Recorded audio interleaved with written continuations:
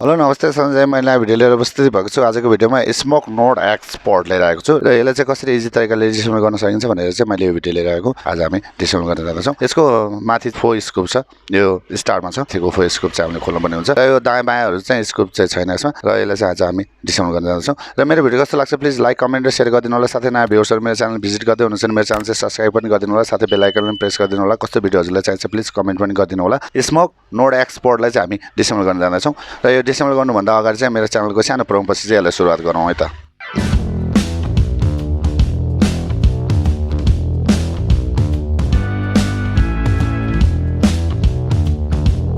Smoke node x पडलाई चाहिँ अब हामी डिसेम्बल गर्न जाँदैछौँ। फ्रन्ट र यो ब्याकको कभर रिमुभ नगरिकन हामी पहिला सुरु यो 4 चाहिँ स्कुप चाहिँ रिमुभ गर्नेवाला छौँ। यो चाहिँ वाटरप्रुफ टाइपमा चाहिँ यो बनाएको छ। नोड एक्समा चाहिँ यो रिमुभ गर्नु पर्दैन। यो पहिला सुरु 4 स्कुपलाई चाहिँ हामी रिमुभ गरौँ। यसको लागि मैले लिएको छु स्टार T4। यो हामी रिमुभ गरौँ 1 by 1।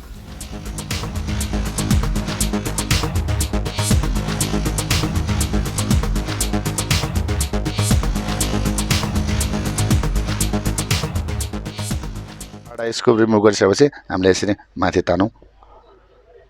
यसरी तान्दाखेरि यसरी माथि आउँछ। यो नोड 4 नोडमा चाहिँ यो रिमुभ गरिकन यसमा चाहिँ यो ओपन हुन्थ्यो नि, यसमा चाहिँ ठ्याक्कै डिफ्रेन्स छ। यसरी चाहिँ हामीले यसलाई रिमुभ गरौँ। माथिको स्कुप थियो यो निकालिसक्यौँ। अब यो निकाल्नलाई चाहिँ अलिकति केयरफुल भएर निकाल्नुपर्छ। डिस्प्लेको भाग यसमै रहेको हुन्छ। यसलाई चाहिँ हामीले बिस्तारै माथि तान्न पर्ने हुन्छ। थोरै माथि यसरी थोरै यसो गर्दा थोरै माथि आयो। अलिक केयरफुल भएर चाहिँ यो रिमुभ गर्नुपर्ने हुन्छ।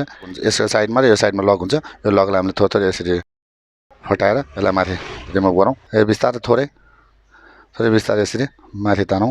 यसरी छुट्टिन्छ। यो यसमा चाहिँ अलिकता प्रब्लम भनेको यो जुन यसमा डिस्प्लेमा जाने यो कनेक्टरसँग चाहिँ अलिकता समस्या हुन्छ। बिस्तारै स्लोली यसलाई चाहिँ हामीले निकाल्नु पर्ने हुन्छ। अलि फास्ट निकाल्दाखेरि चाहिँ यो ड्यामेज हुनसक्छ। त्यही भएर यसरी चाहिँ हामीले यो बाहिर निकाल्यौँ। निकालिसकेपछि यसमा भित्र स्क्रुप हुन्छ, तर यसमा स्क्रुप अलरेडी नै निकालिसकेको छ। यसलाई चाहिँ यसरी चाहिँ हामीले यहाँबाट यसलाई निकाल्यौँ। निकालिसकेपछि मेन यसमा यो जुन यो बोर्डमा र यो डिस्प्लेमा रहेको फ्लेक्समा चाहिँ अलिकता केयरफुल भएर चाहिँ यसलाई रिमुभ गर्नुपर्ने हुन्छ, किनभने एकदम छोटो छ। त्यही भएर यो रिमुभ गर्दाखेरि केयरफुल भएर चाहिँ यो रिमुभ गर्नुपर्ने हुन्छ, नत्र यो जुन यो पिन छ यो ड्यामेज हुनसक्छ। त्यसरी हामीले यसलाई रिमुभ गऱ्यौँ।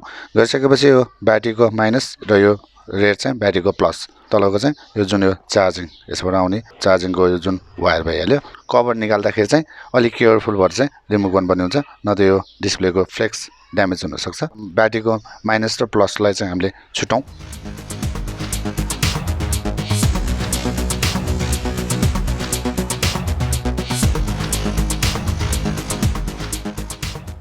यो ब्याट्रीको प्लस र माइनसलाई बोर्डबाट रिमुभ गऱ्यौँ। अब यो ब्याट्रीलाई हामीले माथि तान्ने, माथि यसरी आयो। 2 स्क्रुप हुन्छ मुनि, यो 2 स्क्रुपलाई नै हामीले रिमुभ गरौँ।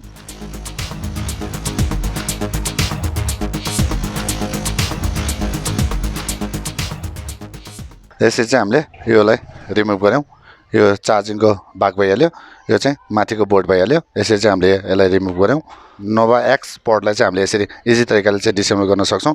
मेन कुरो केयरफुल चाहिँ हामीले यसको जुन डिस्प्लेबाट यसबाट चाहिँ रिमुभ गर्दाखेरि चाहिँ अलिकता स्लोली चाहिँ यसलाई यहाँ 2 साइडमा लक हुन्छ।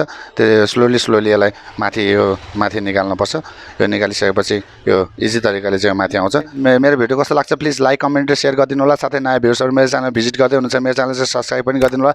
साथै बेल आइकन पनि प्रेस गरिदिनु होला। कस्तो भिडियो हजुरलाई चाहिन्छ प्लिज कमेन्ट पनि गरिदिनु होला।